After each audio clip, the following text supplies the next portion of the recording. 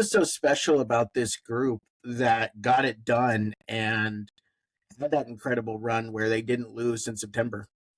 Yeah, like you said, it was very special, but I think those two first games created some cuts, and those cuts calloused really strong, and they healed really strong, and like you said, we won 14 straight games.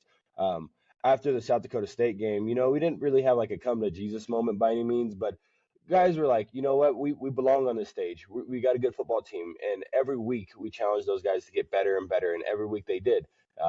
I got to work with the receivers this year, and to just see their growth all throughout the year was just unbelievable. Taco Dalla obviously is an incredible player, had a great season, but guys like Jabez Woods, Chris Long, Ryan King, Dane Still, like those guys just grew all throughout the year and got so much better. And the best part is of those guys is that they're young and they still have a whole other ceiling to tap into. And I'm excited to see those guys' growth next year, the year after. It's going to be incredible for them. And this team is one of the more special teams that I've been around, just for the fact that they are so eager to get better, and it starts with the quarterback position, right? Justin, every day at practice, brings that intensity, brings his focus, brings everything that he needs to get better, and he did every day at practice, whether it was a walkthrough, whether it was a position meeting, it didn't matter, for guys like that.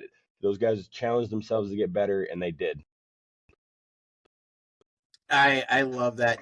Talking about the wide receiver room, obviously you have Taco, who is just otherworldly, especially for our level. And but you talk about some of those other guys like Dane Steele and Jabez Woods.